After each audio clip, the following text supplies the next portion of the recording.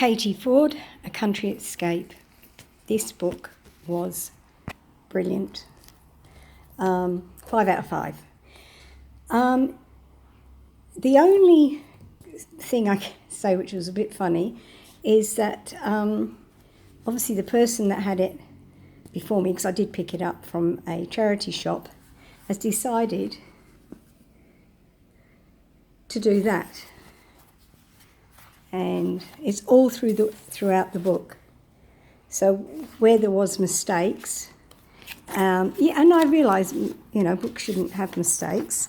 So there's quite a lot of that.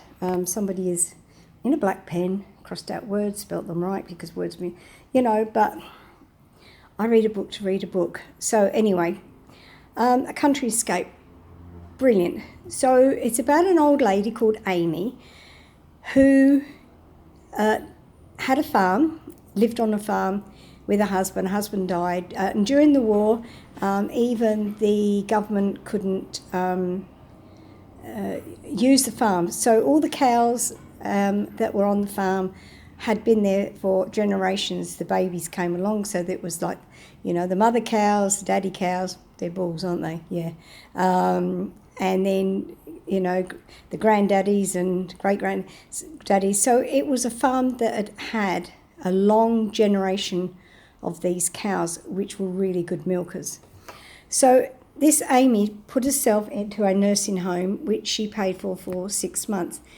And she tried to find some relatives to leave this farm to. So she found two, one called Fran and an Australian called Roy. And anyway, Fran was a chef, and the farm was in quite a bit of debt.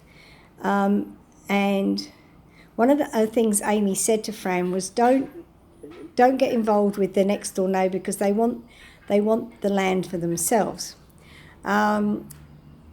So just don't get involved with them.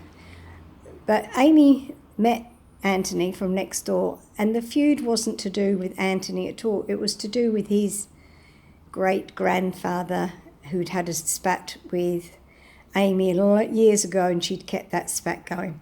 So anyway, it got to winter, and the co-op milk truck couldn't get through to collect the milk because the road down to the farm was too boggy, it was just needed repair there. They would have got stuck.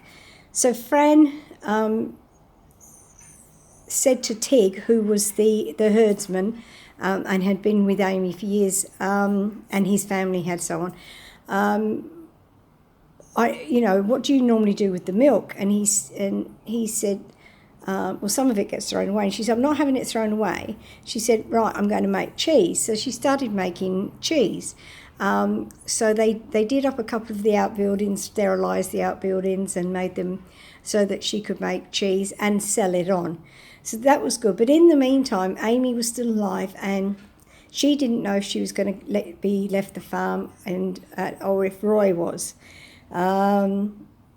So this goes on, and there's feuds between them, and she wanted to know where the quarry was, where she could make hard cheese and turn the cheese, but Amy said to her, you've got to find the quarry yourself. So it goes on like that. So it's a really good story. I don't want to say too much more, and I know I will say this when I'm doing a book, but if I start to say too much more, you will get what happens. And it's a book where I thought, I want to know what happens next.